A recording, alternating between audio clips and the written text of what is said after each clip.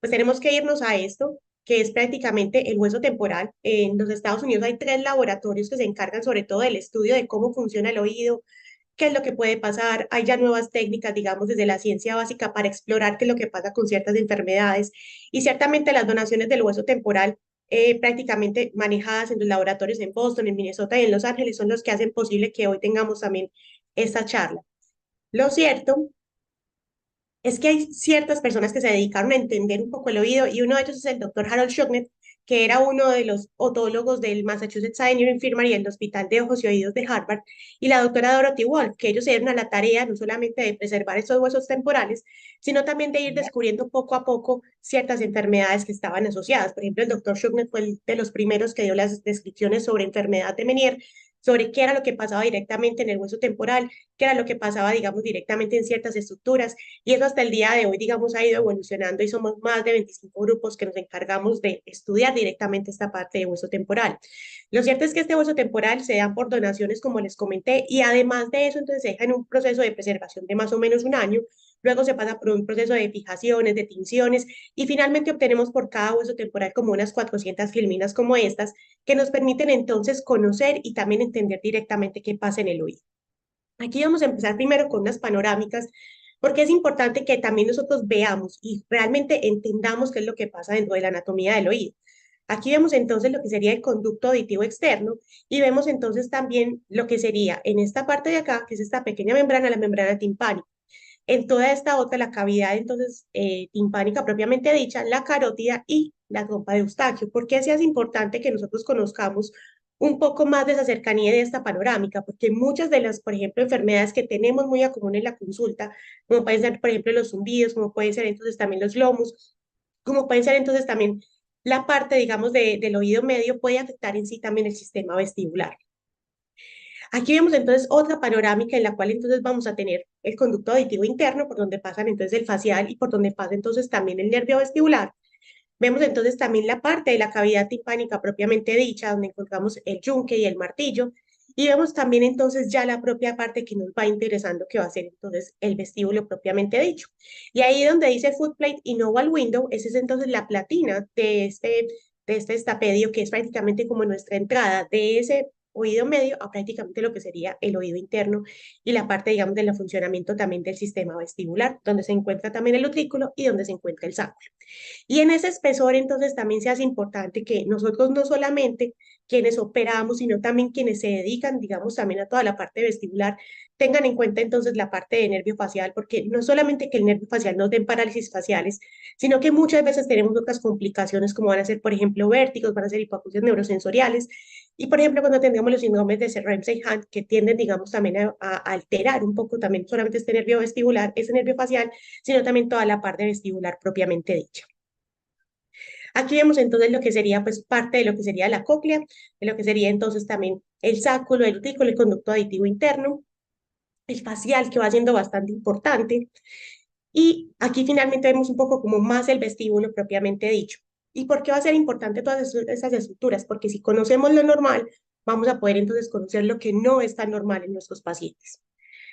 Esta es entonces parte de lo que sería eso que ven elongado, que está ahí justo en la flecha, sería entonces parte de lo que es el canal semicircular posterior.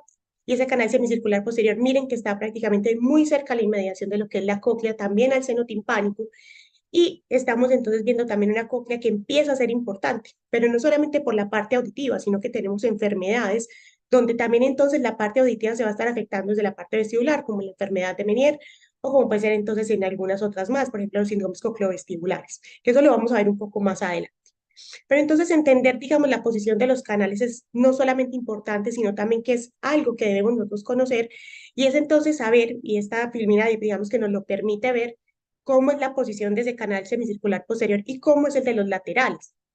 ¿Por qué es importante esto? Porque muchas veces las angulaciones de los mismos pueden generar que nosotros estemos haciendo maniobras de reposición en los vértigos posicionales paroxísticos benignos y realmente que no logremos, digamos, poner ese paciente, digamos, como con una adecuada terapéutica. Y a veces nos preguntamos por qué puede estar pasando. Vamos a revisar las vitaminas D, está totalmente normal. Vamos a ver entonces también toda la parte, digamos, de rehabilitación vestibular y tampoco nos mejora. Y muchas veces estas angulaciones, que esto ya se viene estudiando en la Universidad de Harvard, vemos entonces que van variando un poco y eso puede generar que entonces nuestro paciente no lo logremos reposicionar fácilmente. Entonces esto para que también vayamos entendiendo un poco desde la ciencia básica qué es lo que pasa en la parte clínica del paciente.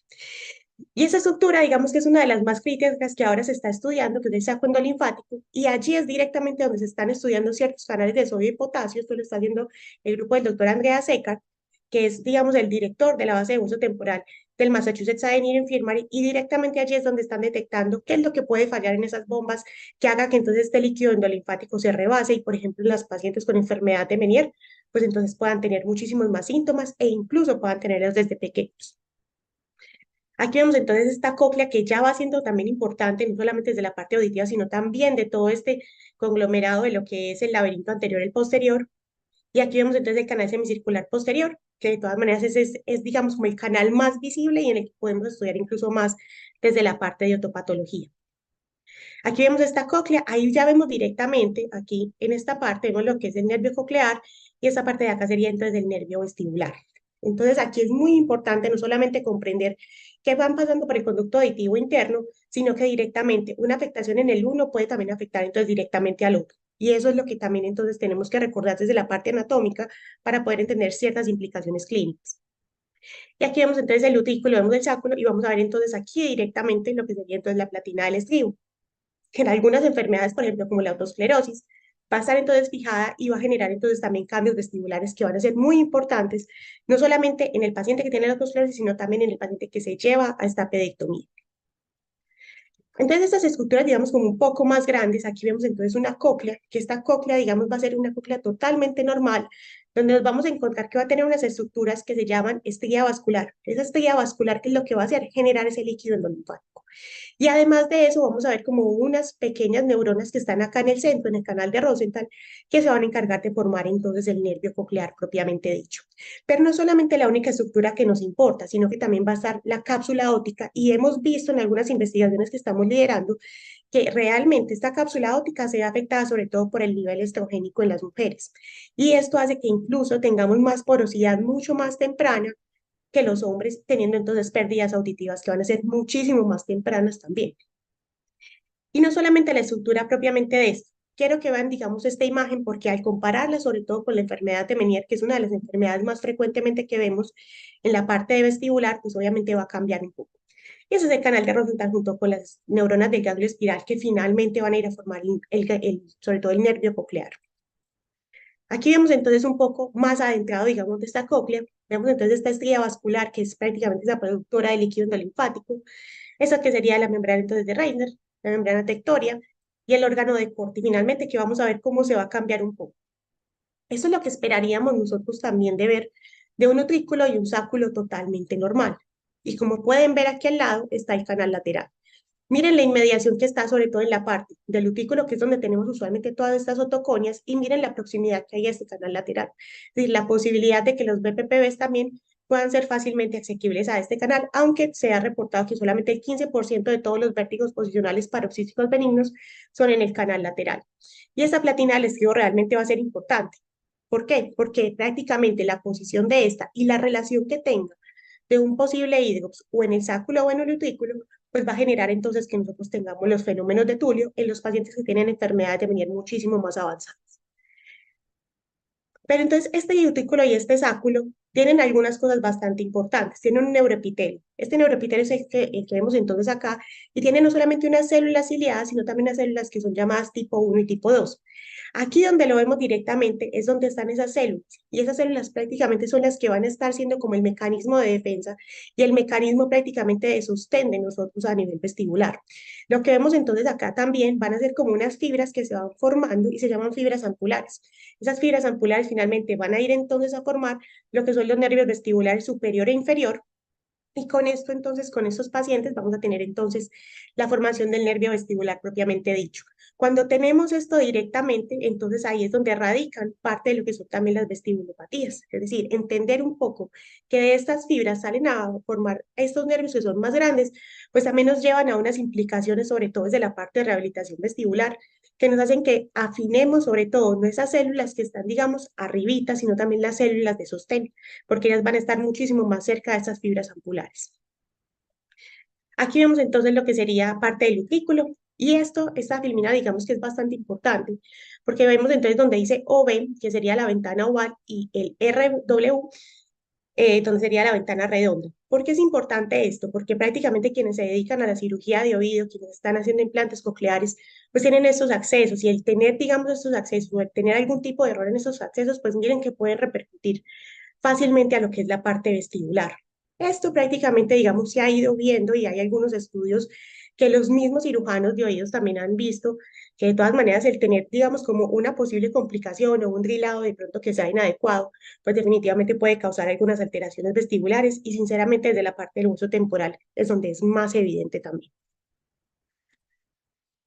Y aquí vemos entonces el canal semicircular posterior, como les decía, es el más fácil de ver, es el que prácticamente los cortes que tenemos horizontales es mucho más estudiable que los otros canales. Realmente estudiar el canal lateral a veces puede ser un poco más tortuoso, se van a necesitar esos otros cortes que son verticales, y el canal anterior realmente es más difícil cuando hacemos entonces los cortes de estas slides. Pero ciertamente entonces acá podemos ver, y lo vamos a ver más adelante, un neuroepitelio que es totalmente normal, donde se encuentra también parte de las otoconias y donde están esas ampollas que prácticamente es donde reside como lo que nosotros le decimos a los pacientes que es como la gelatina y encima están las otoconias propiamente dichos. ¿Por qué va a ser esto importante? Porque miren que acá también hay como unas pequeñas fibras y esas pequeñas fibras, ¿qué es lo que tienen? Van a ir a formar entonces también parte de estos nervios vestibulares que una vez que nosotros, por ejemplo, tenemos algún tipo de vestibulopatía, una neuritis vestibular, pues si queda, digamos, ese paciente sin recuperarse, sin de pronto tener algún tipo, digamos, como de recuperación total, pues lo que lleva es prácticamente a que incluso tengamos la posibilidad de tener entonces vértigos posicionales paroxísticos benignos después de neuritis vestibulares. Entonces, esto sí que lo hemos reportado en la parte otopatológica. Una cosa no excluye la otra. Y prácticamente aquí podemos ver que las fibras incluso tienden a estar con ciertos niveles de edema y inflamación que son bastante importantes. Y aquí vemos este neuroepitelio un poquitico, digamos, como más ampliado. Eso es en 100 micrómetros y vemos entonces como las células entonces que están ahí propiamente dichas y parte también de las otoconias. Y las fibras ampulares, como les decía, prácticamente si están irritadas o si están, digamos, con alteración alguna de ellas, pues puede generar a que hayan, digamos, también esos desprendimientos de las otoconias más fácilmente. Aquí vemos entonces otra estructura que se llama válvula linfática y esa válvula linfática, porque es importante. Actualmente se piensa pues que siempre hay una obstrucción del ducto endolinfático o que puede haber una obstrucción directamente en esta válvula endolinfática y lo que pasa es que entonces ahí se puede generar la enfermedad de Meniere. Pero vamos a ver un poco también hacia el final, digamos, como de la presentación, que no solamente importa que hayan estas obstrucciones, sino que ahora están jugando papel, otras alteraciones, digamos, no solamente a nivel genético, sino también a nivel entonces, molecular, que puede hacer que entonces se nos presente una enfermedad vestibular propiamente dicha. Aquí vemos entonces una reconstrucción. Esta reconstrucción la hicimos en nuestro laboratorio en el Massa Denier y podemos ver entonces parte de lo que es el nervio vestibular superior. Como pueden ver, son ramitas que realmente son muy tenues y que realmente pues reconstruirlas nos tomó un poquito de tiempo, pero que francamente le permiten a uno entender cómo es que está, digamos, parte de lo que sería el recuperar esa neuroplasticidad en un paciente que tiene una neuritis vestibular. Entonces, prácticamente siempre es importante cuando tenemos una vestibulopatía, cuando tenemos una neuritis vestibular, trabajar rápidamente en el paciente para que estas fibras no empiecen entonces a estar como un poco más separadas de lo normal y no logremos recuperar el paciente. Y el mensaje aquí directamente desde la parte de ciencia básica es, hagamos la rehabilitación temprana en nuestros pacientes con neuritis vestibulares y con vestibulopatías unilaterales para poder entonces hacer que estas ramas no estén, digamos, tan dispersas, sino que realmente sean funcionales. Y ahora sí vamos a pasar un poco a la patología del oído interno. Nosotros sabemos que están los síndromes vestibulares agudos, los síndromes vestibulares episódicos con incidente desencadenante y obviamente entonces también el síndrome vestibular crónico. Y en ese síndrome vestibular agudo, digamos que es la neuritis vestibular como una de las, prácticamente de las entidades más comúnmente conocidas. En la parte de arriba vemos un nervio vestibular que está totalmente indemne, cuyas fibras, miren cómo se ven, digamos, de coalescentes, también cómo se ven de lineales, mientras que en la parte de abajo tendemos a ver es como más separadas estas fibras y sobre todo como con un montón de edema alrededor.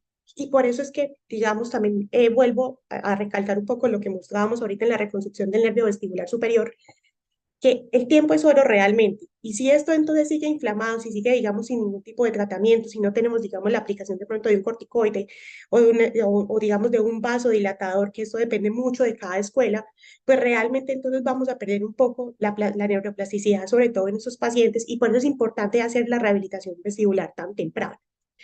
Pero entonces no solamente tenemos estas degeneraciones de los nervios vestibulares superiores, que sabemos que es la rama que más se afecta, sino que entonces pueden haber pérdidas de las fibras nerviosas y sobre todo mucha fragilidad auricular.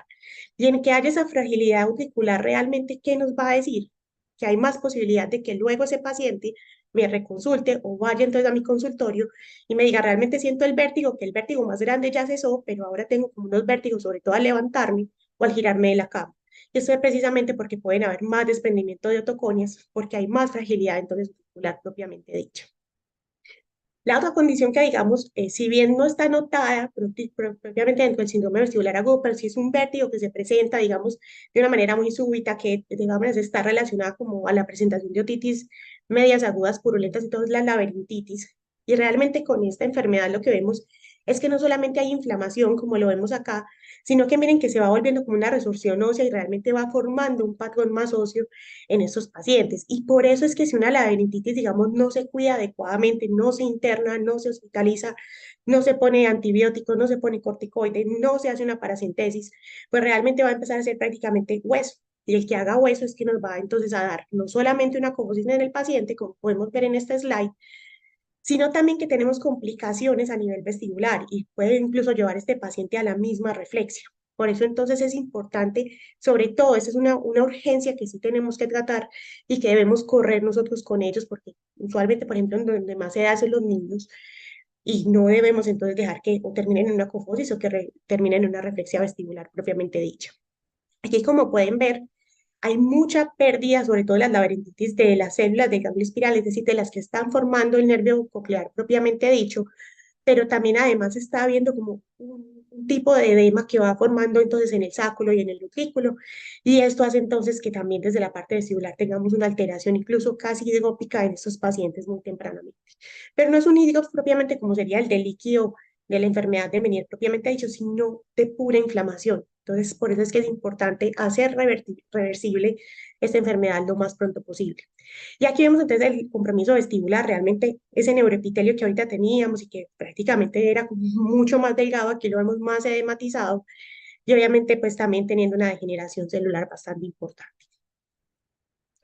Ahora el síndrome vestibular episódico, donde hacen parte, digamos, la enfermedad de Meniere y la migraña vestibular, pues la enfermedad de Meniere es como la más conocida, es también de la que más se estudia, pero la que también todavía falta mucho por descubrir.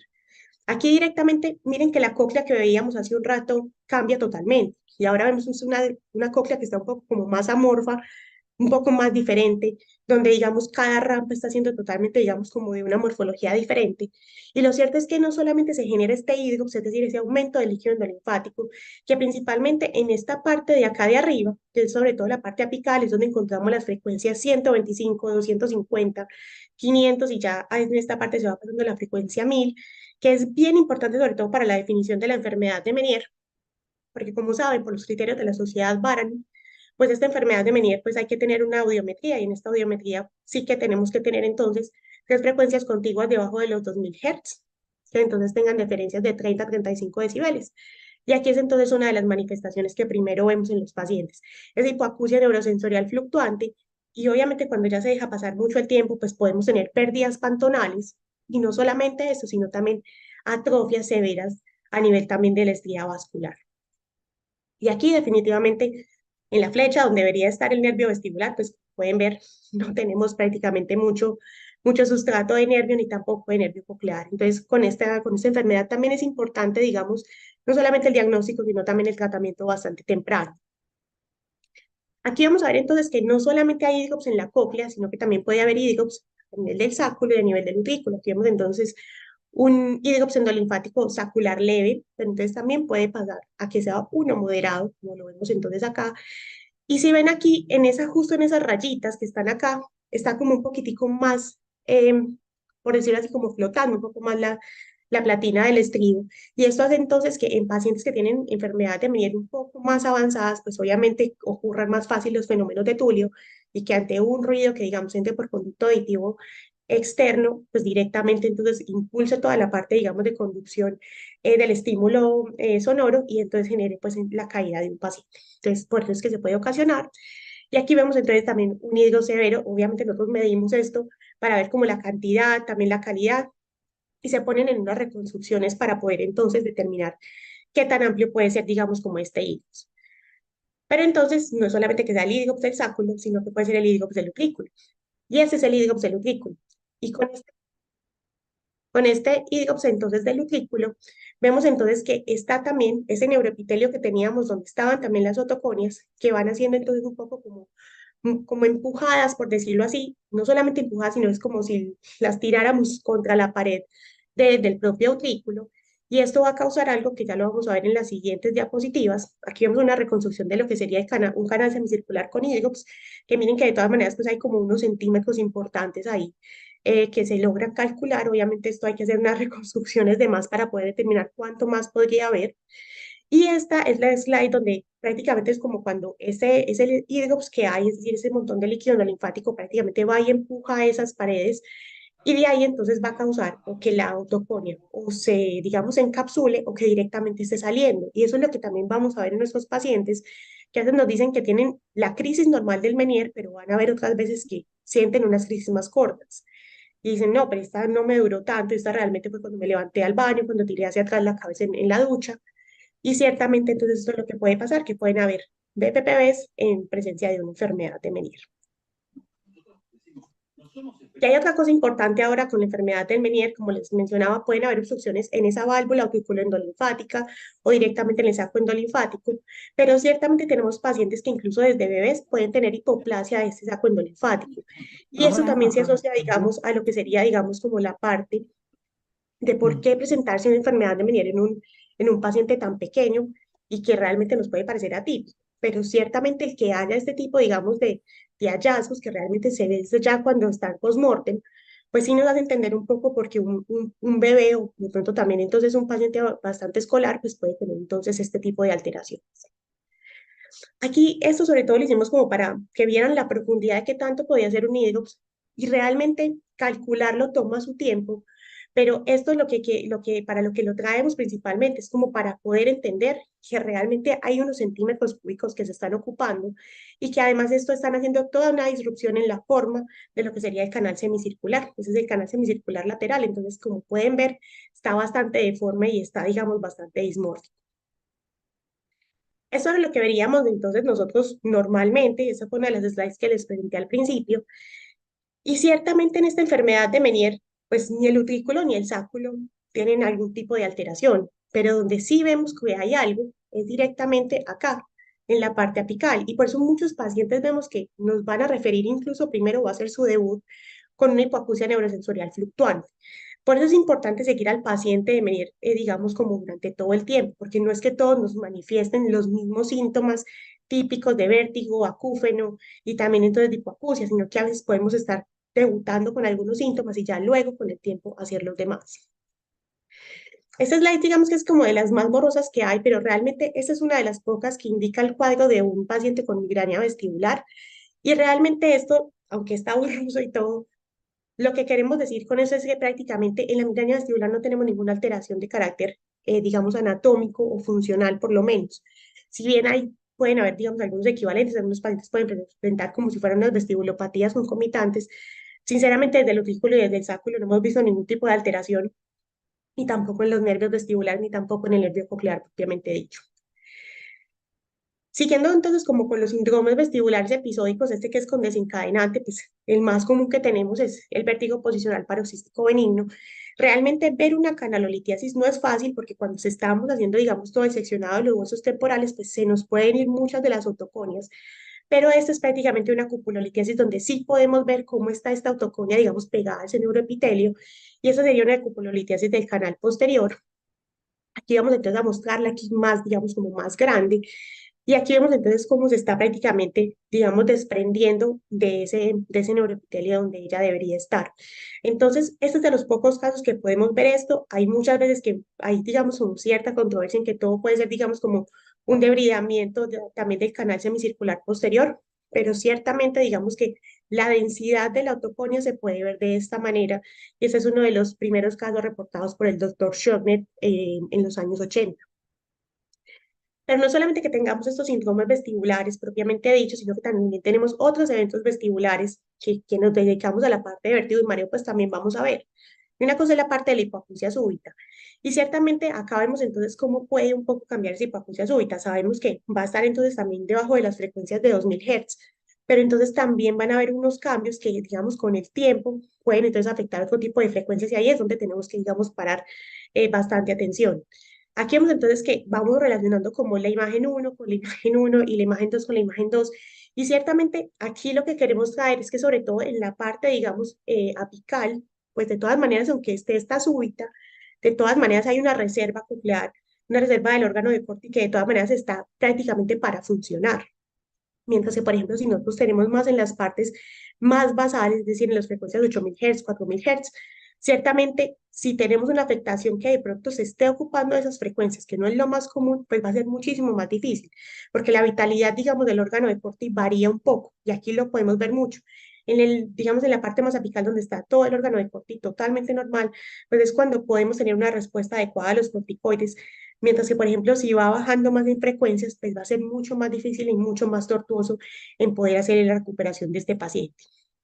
Obviamente, con toda hipoacusia súbita, uno de los, digamos, como de los diagnósticos que también queremos buscar y que por eso mandamos las resonancias, sobre todo de conducto auditivo interno, es obviamente el schwannoma vestibular, que también puede debutar o con un vértigo, puede debutar entonces también con zumbidos o incluso entonces también con vértigo. Y aquí es entonces cómo se vería entonces un schwannoma intracoclear, que ese ya sería entonces de manejo directamente, pues quirúrgico en algunos casos o depende de las indicaciones de cómo vaya creciendo y cómo vaya entonces también afectando la audición. Y está también entonces el síndrome cocleovestibular, donde entonces vemos la presencia de la hipoacusia súbita, la presencia del zumbido, la presencia entonces también de este tipo, digamos, de pérdida auditiva y de vértigo, y que ciertamente pues requerimos un manejo que no solamente sea del corticoide, sino que también entonces sea de un vasodilatador. Es también una, digamos, de las entidades que más se pueden ver en las pacientes embarazadas y que realmente no debemos entonces dejar tampoco sin manejo temprano, porque de todas maneras el tener esa súbita, pero tener los otros síntomas significa que de todas maneras ya nos está afectando una gran parte de lo que sería el laberinto posterior propiamente dicho. Y hay otras situaciones que también nos suceden y que yo creo que a todos quienes estamos también en estancias hospitalarias nos ha sucedido y es la parte, digamos, de las fracturas transversas, sobre todo el peñasco, donde podemos ver que pueden haber, digamos, compromisos no solamente auriculares y saculares. Sabemos que de todas maneras tenemos que darle un poco más de tiempo a la consolidación entonces de esas fracturas, pero que ciertamente sí nos van a dejar la posibilidad de que estos pacientes nos hagan o vestibulopatías o que nos hagan directamente algunas, algunos BPPVs en algunos casos, o incluso pueden hacer en algunos casos, depende de dónde esté el trazo de la fractura, eventos hidrogópicos que generen entonces eventos vestibulares en los pacientes. Y obviamente también hay algo que mencionar, que si bien digamos es un terreno muy compartido con los neurólogos, pues ciertamente el infarto de la AICA, que entonces empezamos a ver a este paciente que nos va dando, digamos, como toda una amalgama positiva para un HINS más periférico, pero en donde también hay una afectación entonces de carácter entonces otológico, donde hay pues una alteración netamente auditiva, y directamente se ve como esto, como si fuera netamente como un coágulo allá directamente laica, y por eso entonces se hace necesario también conocer el protocolo HINS Plus, es decir, realizar todo el protocolo de mi compatriota el doctor Jorge Cata, pero entonces también pedir la audiometría para poder entonces enfocar mucho mejor este paciente. Y esto también es algo, un evento importante que yo creo que también desde las unidades de cuidados intensivos nos sucede en pacientes que tuvieron accidentes cerebrovasculares, hemorragias subaracnoideas, que pensamos que realmente todo se queda en la parte, digamos, del sistema nervioso central, pero lo cierto es que la hemorragia subaracnoidea puede hacer coágulos tan grandes que incluso nos lleguen a inmediaciones, sobre todo de todos los órganos vestibulares. ¿Y qué es lo que pasa entonces directamente con esto? Que si hay un coágulo o si hay algún tipo de alteración vascular cerca de alguno de los órganos vestibulares, pues francamente entonces nos va a dar no solamente una alteración que en principio comienza a ser más central, pero que puede ser entonces periférica. Entonces, eso es como un llamado de atención a todos nosotros a que no solamente nos quejemos en qué es periférico o en qué es central, sino que ciertamente podemos tener, digamos, como una amalgama de síntomas en un mismo paciente y depende de la condición que se haya dado. Y están también los infartos de las arterias basilares, que realmente todos tenemos a pensar que pueden ser también cefaleas o que pueden ser vértigos incapacitantes. Y lo cierto es que el vértigo incapacitante sí puede estar, pero también hay una disfuncionalidad de ese neuroepitelio, digamos, donde están esas células tipo 1 y tipo 2, que puede hacer entonces que nuestros pacientes también entonces tengan, como les digo, al principio síntomas muy centrales, pero que después entonces no debuten con periféricos. Y otra cosa importante, no solamente de los eventos vasculares, es también los medicamentos que toman nuestros pacientes.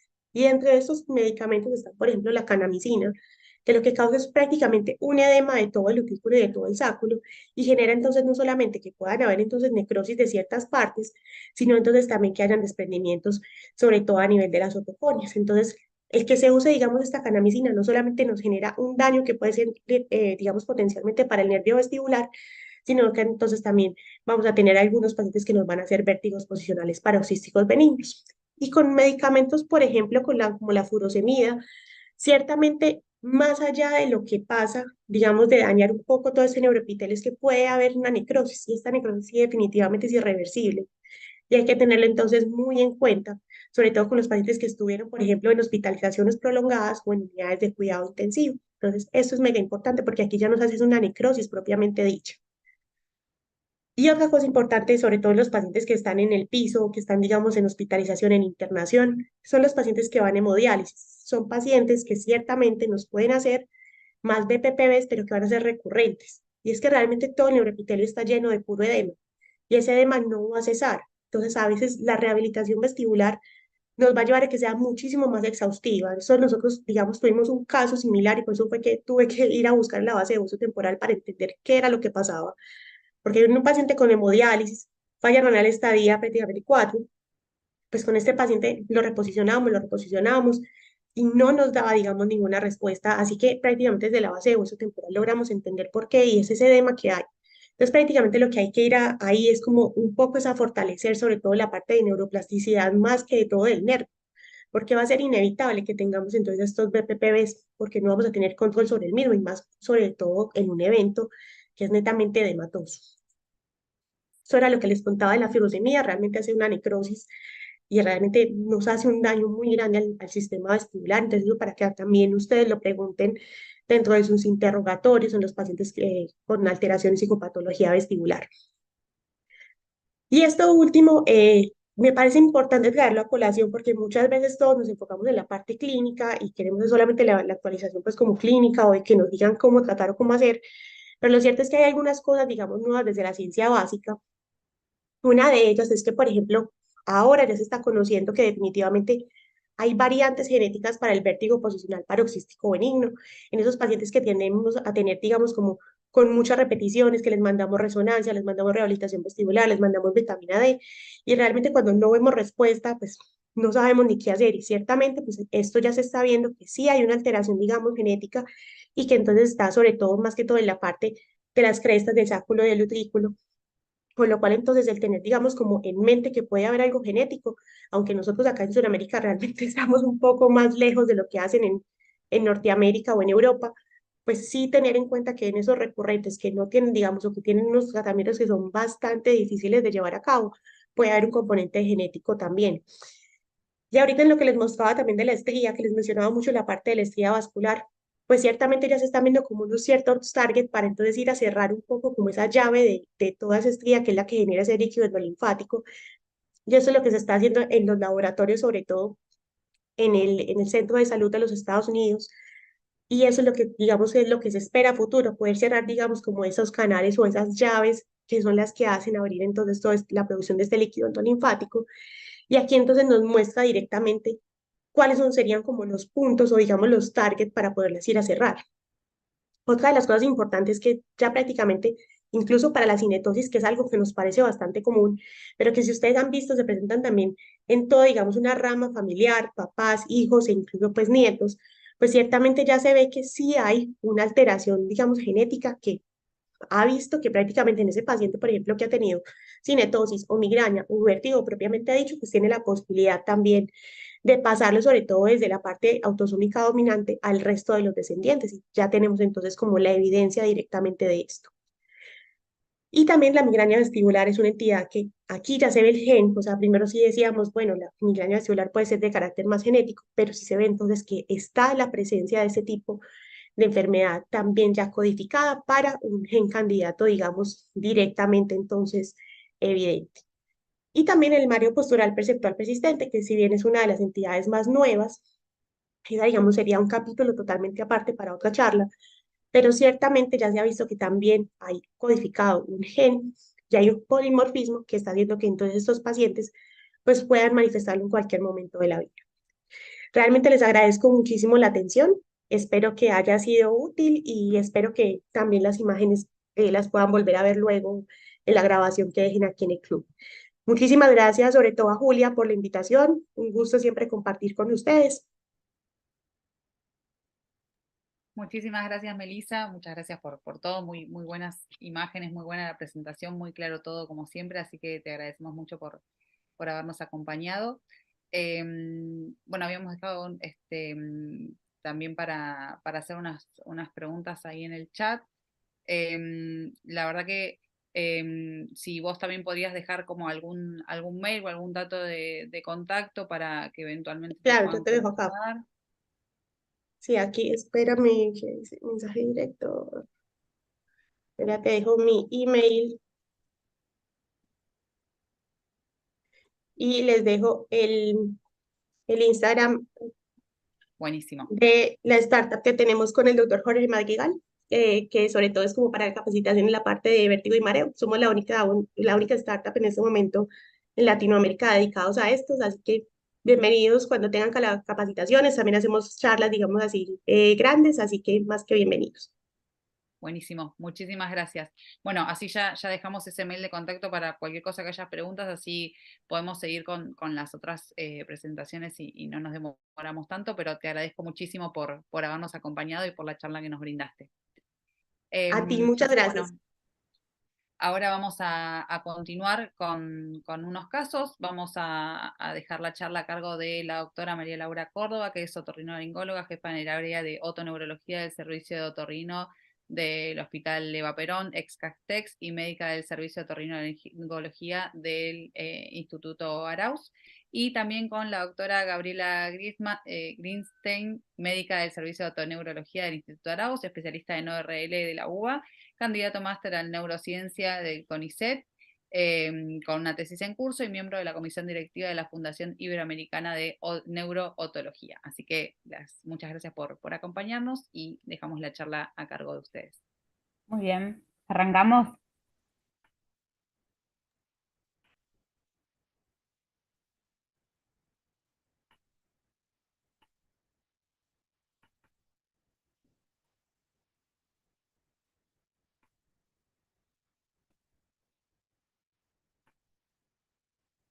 Bueno, buenas noches, gracias por la invitación.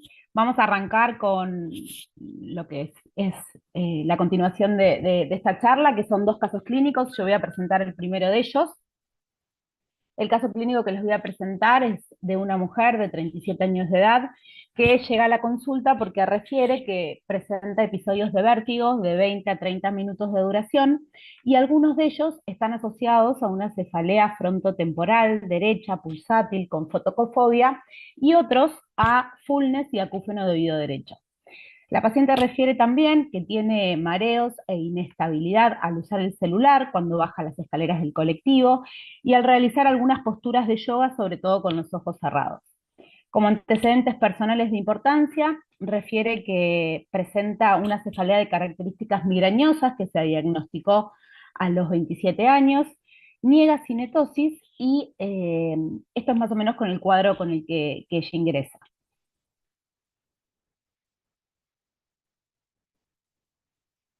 Al examen físico no presenta nistagmo espontáneo, presenta un head thrust sin patología evidente, un test de Cover normal, Romberg-Rutenberger normal, las pruebas posicionales no presentan ningún tipo de nistagmo agregado, no tiene un BPPV y no tiene ningún nistagmo que impresione ser de otro tipo de origen, como un vértigo posicional central, el examen oculomotor es normal y las pruebas cerebelosas también lo son.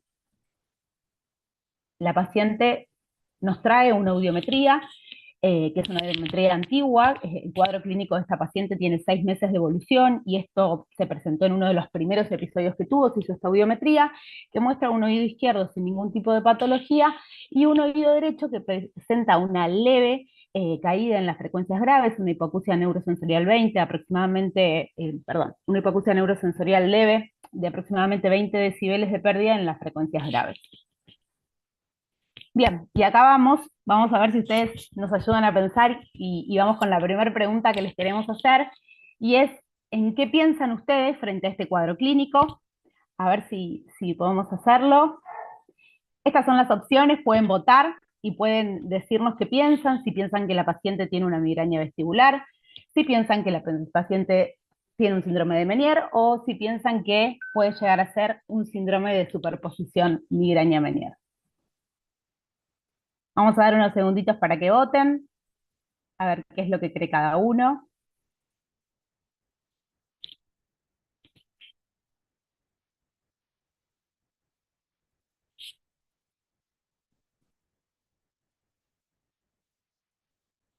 Ahí va. Ahí llevamos un 60%, pero si quieren esperamos unos segunditos más, así terminan de votar tranquilos. Anímense que es completamente anónimo, no salen los nombres, no tengan miedo, solo va a salir el porcentaje, pero no queda registrado quién respondió qué cosa. No hay miedo de equivocarse acá.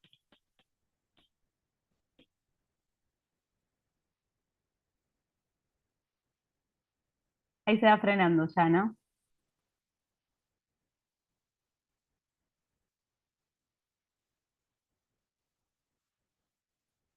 Ahí ya tenemos un 72%, si quieren mostramos los resultados.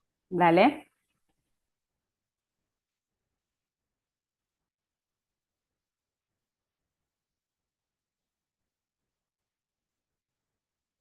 Bueno.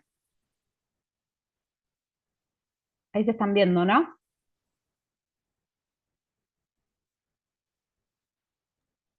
Ahí están las votaciones. Sí. Tenemos el uso, ¿viste, Lau, los porcentajes y eso? Sí.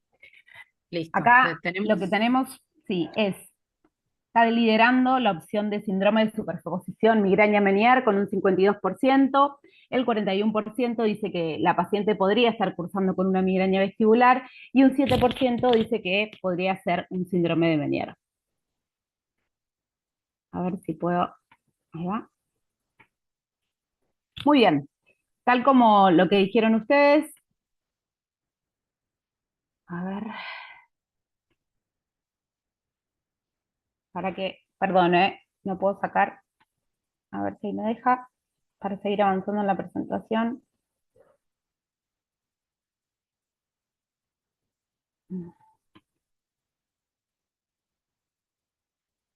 No sé por qué no puedo seguir avanzando después de la encuesta. A ver, espera, no habrá que frenarlo de... Uy, espera que escondí la encuesta, de tener el uso compartido, Juli. Dejar de Y compartir, ahí quizás hay que ponerle ahí ya stop. está detenido, así que... A ver, vuelvo a poner y listo, así lo hacemos más rápido.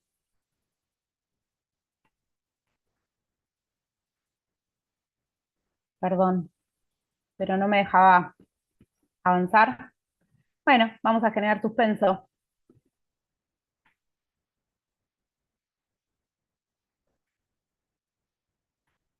¿No podés volver a compartir la presentación, Lau? Estoy en eso, Fer. No, está bien. Hacelo tranquila, nadie te apura, creí que no estabas pudiendo. No, yo me estoy apurando, créeme. Tranquila, mujer, no hay necesidad de Pero, apurarse. pero no me estaba dejando.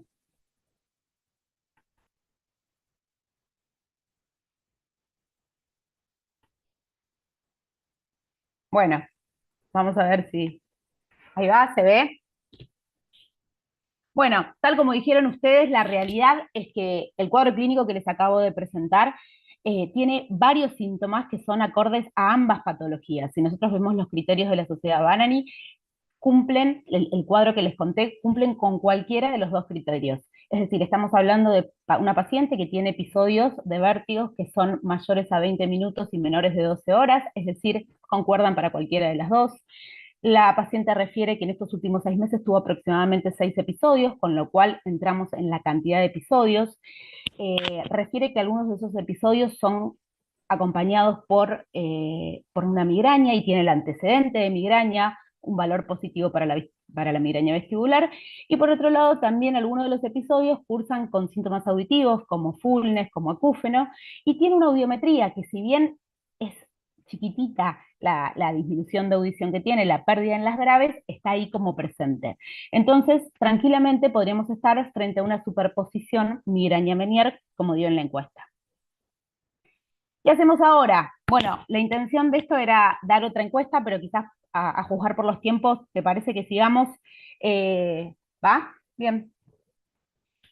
¿Qué hacemos ahora? A ver, iniciamos un tratamiento, y si iniciamos un tratamiento habría que empezar a pensar qué tipo de tratamiento iniciamos, para cuál de las dos. Pedimos más estudios y frenamos, no hacemos mucho más. Iniciamos tratamiento únicamente, ¿qué es lo que ustedes creen que podemos hacer?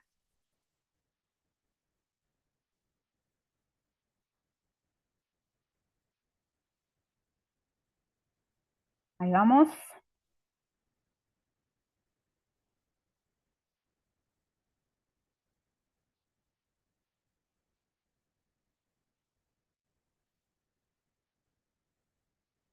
Bien.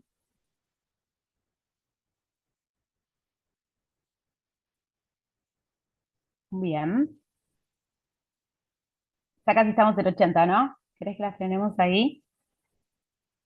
Bien, la mayoría de ustedes proponen iniciar un tratamiento y solicitar estudios, lo cual parece bastante lógico y bastante coherente, porque básicamente tenemos que tratar de resolver los síntomas de la paciente, pero tenemos que seguir estudiando, con lo cual, en este caso, nosotros hicimos algo similar. Ay, otra vez no me deja seguir avanzando, no puedo creer. Bueno,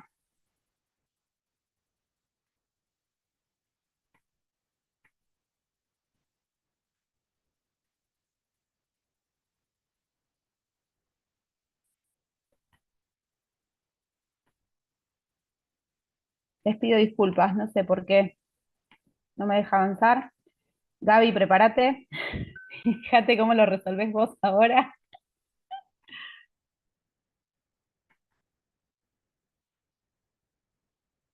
Ya no hay más preguntas, así que tranquilos que termino sin volver a hacer todo este lío.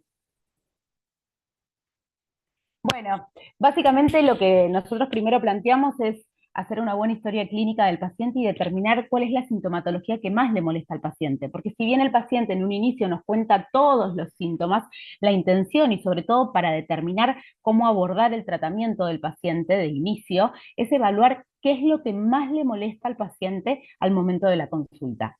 Cuando nosotros le hacemos esta pregunta a la paciente nos refiere que lo que más le molesta es el vértigo y la cefalea. Frente a esto, nosotros decidimos iniciar flunaricina 5 miligramos día. En ese momento había flunaricina, ahora ya no está en el mercado, aunque sí la podemos mandar a preparar si queremos. Así que iniciamos el tratamiento con la flunaricina, le pedimos a la paciente que haga un calendario de cefaleas y le indicamos las medidas higiénicas dietéticas, es decir, que tome 2 litros de agua, que se cuide con la dieta, y le indicamos en qué cosas se tiene que cuidar con la dieta, que trate de disminuir el estrés, que salga a hacer actividad aeróbica, bueno, diferentes parámetros que le fuimos dando. A pesar de que tratamos de resolver la sintomatología, también nos preocupaba el cuadro clínico. Entonces, otra de las cosas que hicimos fue hacer o solicitar algunos estudios. Le pedimos una audiometría, le pedimos todo un perfil audiológico, una electrococriografía, le pedimos una videonistagmografía con VEGIT y pruebas calóricas, y le pedimos una neuroimagen. La paciente concurre nuevamente a los 15 días de la primera consulta y nos refiere que la intensidad de los episodios de cefalía habían desaparecido, la intensidad de los episodios, perdón, que ya no tenía episodios vertiginosos, pero que aún se seguía mareando, sobre todo al utilizar el celular. Nos refiere que no andaba sola en colectivo porque tenía temor a marearse, y que sí, ahora que se había ido el vértigo y la cefalea, había empezado a sentir mucho más molesta la sensación de oído tapado y el acúfeno de oído derecho. Nos trae la audiometría, una nueva audiometría que habíamos solicitado, y ya acá en la audiometría sí se ve una caída importante aproximadamente de No se 40 ve la decibeles. presentación. ¿Cómo? No se ve la presentación. ¿No? No, no. Ok. Bueno, ¿desde Te digo, cuándo, así se ve el audio. desde cuándo no se ve, Gaby? Y un ratito. Pero mientras vos hablabas estaba perfecto. Pero aquí vas a mostrar un estudio. Sí, sí, qué lío esto.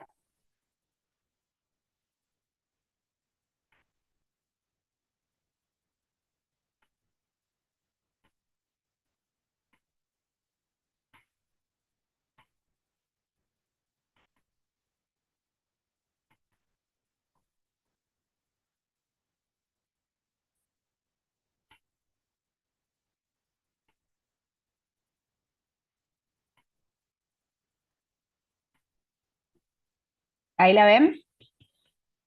Sí, sí. Bien. Lo que les estaba mostrando es que en la segunda audiometría que nos trae la paciente, ya la pérdida en las frecuencias graves era más significativa, tenía 40 decibeles de pérdida, es decir, que ese oído había fluctuado y ya estábamos frente a un paciente que podíamos considerar que también estaba cursando con un hidrox. El oído izquierdo seguía normal. El resto de los estudios que pedimos evidenciaban que el VEGIT era absolutamente normal, sin embargo tenía un déficit derecho la paciente en las pruebas calóricas, tenía una electrocondiografía que se ve claramente alterada para el oído derecho y una neuroimagen sin patología agregada. Frente a esto decidimos iniciar con betaistina una dosis bajita, realmente bajita, a 16 miligramos cada 12, y si bien no es el protocolo que normalmente se suele utilizar para un hidrox, iniciamos de esta manera porque teníamos temor que frente al cuadro de migraña que ya tenía, que era bastante importante, no le genere la betaistina más cefalea aún. Entonces iniciamos a una dosis bajita con la intención de ir probando y viendo cómo iba evolucionando la paciente. Además de esto, le instauramos rehabilitación vestibular. La rehabilitación vestibular no la iniciamos pensando en el cuadro hidróptico, sino en alguna de las cosas que le habían quedado a la paciente, como por ejemplo temor a andar en colectivo o el hecho de marearse frente al uso del celular, como para que vaya habituándose frente a esas situaciones. Le dijimos que continúe con el calendario de cefalea y la volvimos a controlar en 3 meses con pautas de alarma. A los 3 meses, la paciente había mejorado la audición, no tenía más el fullness y no había presentado nuevamente episodios de cefalea. El acúfeno persistía, pero de mucha menor intensidad y no alteraba su calidad de vida, podía conciliar el sueño y la paciente continuaba con rehabilitación. De las sesiones que había hecho de rehabilitación vestibular nos refería que había ganado más seguridad para andar en colectivo, que volvió a viajar sola, que usaba el celular sin marearse y que tenía intenciones de retomar yoga. La audiometría control a los 3 meses había normalizado el gap, ya estaba en una normoacusia, así que la evolución de la paciente fue favorable. Y de ahí en más continuamos con control audiológico seriado, con control de tratamiento médico, porque le dimos medicación que no la podemos dejar por muchísimo tiempo, como es la flunaricina, entonces seguimos controlándola trimestralmente, y pautas de alarmas por cualquier otro episodio. Bueno, les pido perdón por todas las veces que se cortó. La verdad es que la intención de esto es mostrarle que muchas veces los pacientes no son cuadros únicos, es decir, nos encantaría que un paciente entre y que cumpla con todos los criterios de una enfermedad o con todos los criterios de otra patología, pero suele pasar que los pacientes se mezclan y que algunas veces parece más un Menier, otras veces parece más un Menier una migraña y otras veces no tenemos muy en claro cómo arrancar ni por dónde empezar. Nosotras creemos que la historia clínica es súper importante porque de ahí nace el inicio de cómo vamos a encarar al paciente, es decir, nosotros tenemos que saber qué es el síntoma que más le molesta al paciente, cuál es la consulta más urgente que tiene el paciente, para de esa manera iniciar el tratamiento y ver cómo lo continuamos. La historia clínica y el síntoma es lo que más le importa al paciente. Lo que nos preocupa a nosotros es lo que vamos a buscar con los estudios complementarios. Pero sin lugar a dudas son pacientes que se deben abordar de manera conjunta, por más de una, es decir, teniendo en cuenta más de una patología. Así que bueno, nada, les agradezco, perdón todas las interrupciones y suerte Gaby con esto.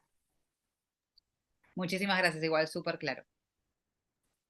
Bueno, vamos a seguir, si les parece. Les agradezco a todos los que se quedaron. Espero cumplir las expectativas por lo menos, porque ahora me queda remontar el final. Bueno, vamos.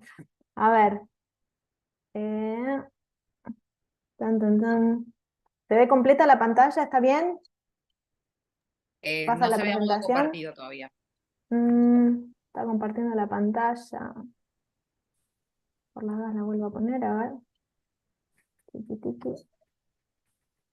Ahí debería, a ver. ¿Ahí sí? Ahí Ahí va. está perfecto. Genial. Bueno, les cuento que yo pegué volantazo así de último momento, porque encontré en estos últimos días un casito que en realidad yo estaba viendo si se resolvía y lo podía cerrar, se los mostraba porque es re lindo. Así que espero que valga la pena quedarse porque de verdad es interesante. Bueno, les cuento. Chan, chan, chan. No me pasa el cursor, sí me pasa el cursor. Ahí está. Uno para atrás. Bien, bueno. El tema es que este mes vino a la guardia un chico de 19 años que estaba con un vértigo agudo de 24 horas de evolución, ¿sí? Los síntomas que tenía eran permanentes desde que empezó, estaba con náuseas, estaba con vómitos que no cedían, 24 horas, bueno, no tenía cambios auditivos, pero lo que él refería es que tenía como una sensación de pesadez en la región temporal del lado derecho.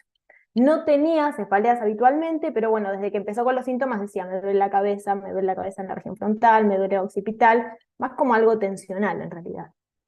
Bueno, cuando uno lo revisa, lo que encontraron era que tenía un test de impulso derecho, impulso cefálico franco a derecha, tenía nistagmo espontáneo educado por la mirada horizontal, que batía a la izquierda, hasta ahora todo muy armónico, aumentaba en intensidad cuando miraba hacia la izquierda y disminuía hacia la derecha. Esto lo pongo porque es clásico, es la ley de Alexander, es bien característico de las alteraciones periféricas, ¿sí? Que la intensidad aumenta hacia el lado sano y disminuye hacia el lado afectado. Tenía el mismo nistagmo cuando uno lo ponía en distintas maniobras posicionales.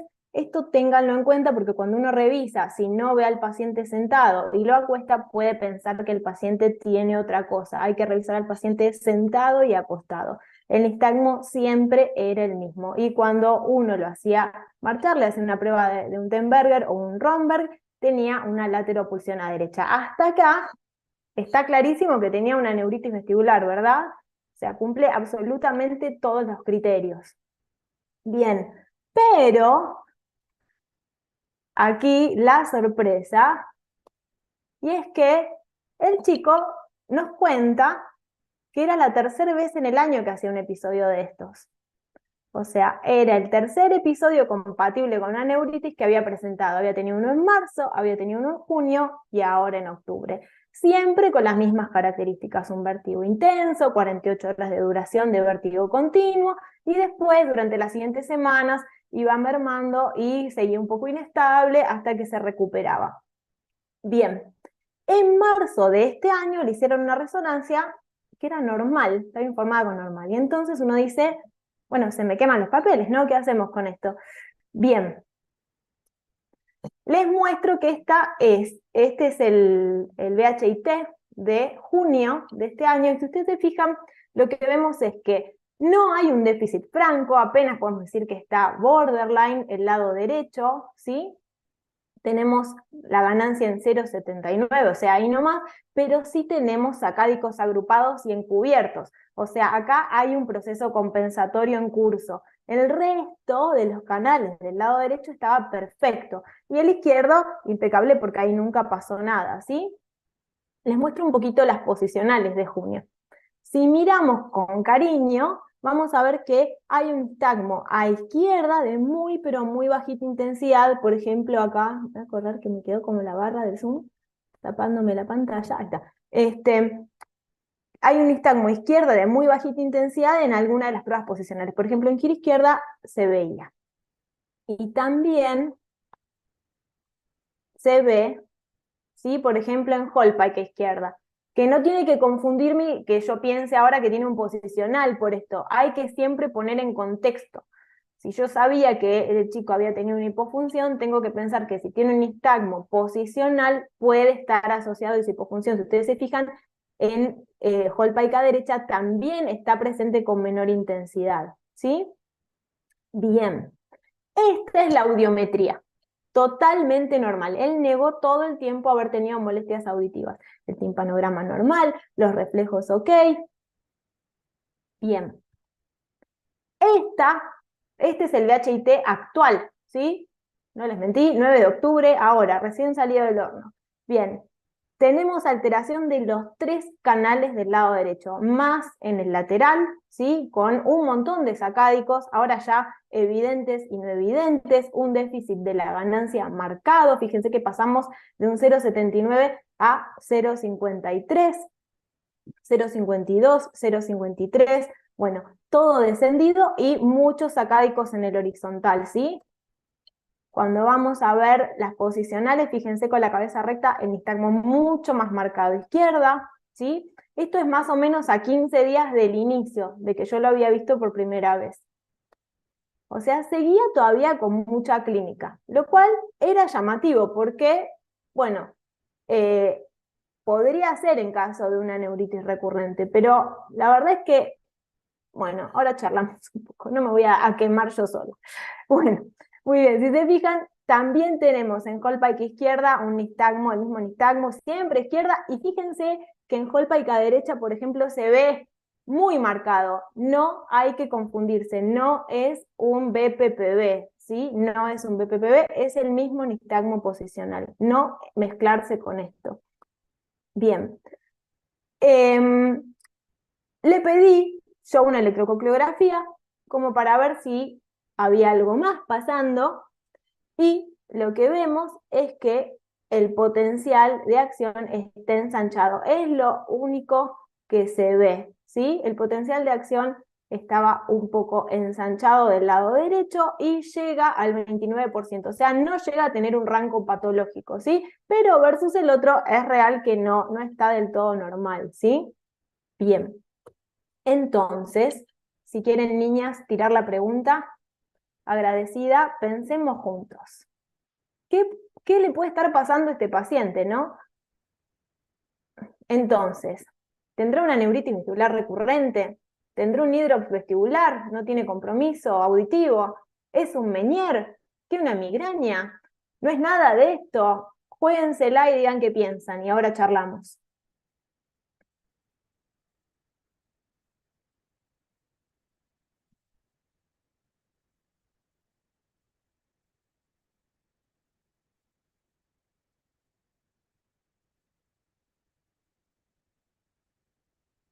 Yo voto también, ahí ya está. ¿Cómo vamos? Ahí vamos casi un 70%, si querés esperamos unos Muy segunditos bien. más. Todos, voten todos, no tengan miedo, si acá es, nadie sabe, así que vamos.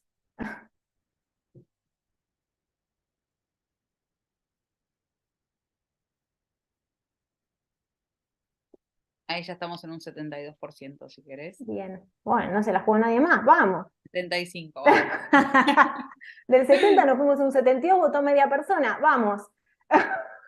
Vamos, anímense que no sale quién vota qué cosa. Vamos, vamos. Sí, pero aparte esto es como medio que nadie sabe qué está pasando, ¿no? Yo no puedo votar, para variar la tecnología está en mi contra hoy. Te voy a hacer un voto cantado, Gaby. No, igual vos no digas nada, que vos ya sabés encima. Ahí ya estamos casi en un 80, así que si Bueno, quieren. muy bien. Bueno, ¿se ve querés que veamos? Ahí está. Bueno, a ver, entonces tenemos, bien, 35% que piensa que estamos frente a una neuritis vestibular recurrente, 26 un hidrops vestibular, bien, pocos Menier y migraña, bien ahí, y 29 me gustó. Me gustó porque me sospechan, muy bien, 29 me gustaría saber qué piensan los que piensan que no tiene nada de todo esto, pero bueno, no me voy a enterar, se los voy a decir yo. Bueno, sigo. Ay, ojalá no me pase a ver. Sí, me funciona, parece bien. Bien, sigamos. Bueno, Para los que pensaron en una neuritis vestibular recurrente, les cuento que no hay mucha bibliografía al respecto, pero justamente hay un colega argentino, él es neurólogo, Emiliano de Schutter, que publicó en el 2017 un artículo donde había una neuritis vestibular que había tenido una recurrencia. El primer episodio del señor, un señor de 60 y pico, había sido en el 2013 y el segundo en el 2015, y les cuento que es prácticamente un caso único. Si buscan en PubMed van a ver que casi no hay data de esto, ¿sí? Sí hay más data de neuritis vestibular que ocurre en uno y después en el otro oído, no en el mismo. Sin embargo, el consenso de Barani lo que dice es que hay una tasa de recurrencia que varía entre 1.9, miren la diferencia entre dos trabajos, los dos trabajos tienen un N muy chico, pero son los únicos trabajos que hablan de esto, 1.9 y 10% de recurrencia. Les soy sincera, es rarísimo ver una recurrencia de una neuritis vestibular, muy, pero muy raro. Creo que voy más con el trabajo que dice 1.9 que con el que dice 10%. 10% es bastante más alto. Así que esas son las estadísticas que hay. Yo les diría que uno podría pensar en una recurrencia si pasa 2 veces y pensar qué mala suerte que tuvo esta criatura, pero 3 veces es demasiado y yo pensaría en otra cosa. Así que pasemos a lo siguiente. Bueno, para los que bien dijeron que no pensaban en Menier, estoy con ustedes. ¿Por qué? Porque este chico no tiene síntomas auditivos, definitivamente, porque tuvo episodios largos de vértigo de más de 24 horas. Y no tuvo tampoco acúfenos. Bueno, básicamente no cierra para nada con un Menier, pero si ven los episodios son largos, bueno, podríamos pensar que tiene un hidrops vestibular sin compromiso coclear. ¿Por qué no? Podría pasar. Bueno, y para los que tampoco pensaron que, o pocos pensaron que era una migraña, la verdad es que este chico, si bien tiene cefaleas, empezó con cefaleas ahora. Tiene como una cuestión rara que él dice que tiene como una pesadez en la región temporal, pero no lo refería como una cefalea. Decía como que era una molestia. Podría pasar como un aura de alguna manera, pero no tenía antecedentes previos de ser migrañoso. La cefalea que suma ahora es más bien tensional, la verdad que estuvo vomitando, pongámonos en contexto, ¿no? De estar con vértigo 24 horas, vomitar, sentirse mal todo el día, y sería esperable que esté molesto como en forma general, ¿no? Y que pueda tener dolor de cabeza, y no precisamente por eso va a ser migrañoso. Siempre hay que mirar para atrás, no solo lo que tengo enfrente. Bien. Entonces, ¿y ahora qué hacemos? O sea, tenemos un chico que hizo 3 episodios que parecen neuritis vestibular, que tiene estudios auditivos normales, que tiene una electroconclografía con un potencial ensanchado, no es patológico, pero está ensanchado. Tenemos, en teoría, una resonancia que es normal previa. Bueno,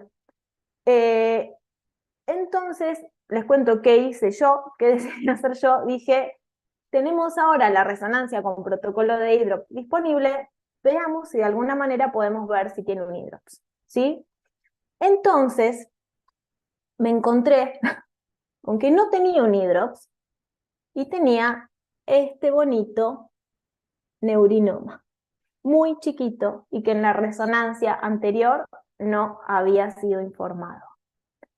Les cuento que yo le pedí a la mamá que me traiga la resonancia anterior y estaba la lesión y no estaba informada, ¿sí? Había que buscarla, se veía en un solo corte, pero estaba.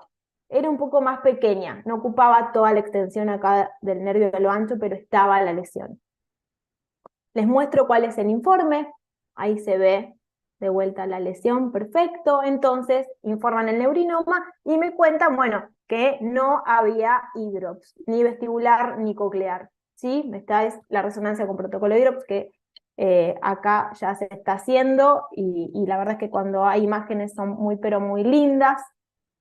Ténganlo en cuenta si alguna vez quieren evaluarlo. En este caso no fue, sin embargo, viendo la bibliografía, les cuento que hay varias publicaciones que hablan de que hay asociación al hidrops con schwannomas, ¿sí? Muchas veces se ve asociación porque el hecho de la degeneración del schwannoma muchas veces deviene en un hidrops, entonces parece que hay episodios hidrópicos y no lo son, son el schwannoma. En este caso no hay hidrops, está el schwannoma nada más. Y creo que lo hice rápido, más rápido de lo que pensaba. Y terminamos. Muchas gracias por escucharme y por pensar conmigo. Ahí les dejo mi contacto por si me quieren decir algo, comentar algo, preguntar algo. Y de nuevo, gracias. Bueno, muchísimas gracias, muy interesante el caso, muy bueno. Así que bueno, muchas gracias por compartirlo, por compartir estos casos que fueron muy lindos. Y gracias a Un todos placer. los presentes por haber pensado con ellas, con nosotros, y haber participado en estas encuestas. Muchas Bueno, gracias. vamos a destacar Gracias que a hay ustedes. 42 participantes. Mantuvieron a la audiencia entretenida hasta la última disertación. Súper valioso, ¿eh? Gracias, No me- gracias. Gracias por Muchas participar a gracias. todas. Bueno, si alguien, preguntas no hubo, no se animó nadie a preguntar, me parece, pero bueno, ya están los contactos de las doctoras, así que las pueden contactar si quieren. Rafa, si quieres cerrar. Y muchas gracias. Bueno, en nombre de la comisión directiva, siempre el club siempre digamos, se caracteriza por generar lazos de amistad y de intercambio científico y actualizarnos todos los años, así que bueno, muchas gracias nuevamente. Bueno, nosotros el mes que viene, ustedes saben, el club va a tener participación en el Congreso Aniversario de la FASO, que es el 76 Congreso Aniversario, va a ser en Mar del Plata, del 22 al 24 de noviembre, en el Hotel Costa Galana, como usualmente los últimos años se está haciendo. Así que bueno, el club en noviembre no tenemos reunión científica por Zoom, sino que va a estar presente en el Congreso, vamos a estar presentes como representación de una de las sociedades en la asamblea de la FASO. Así que bueno, están todos invitados y bueno, también va a participar en diversas presentaciones que va a dar lugar ahí en los diversos stand de presentaciones. Bueno, así que bueno, sin más, bueno, muchas gracias a todos los invitados y bueno, esperemos vernos pronto en Mar del Plata.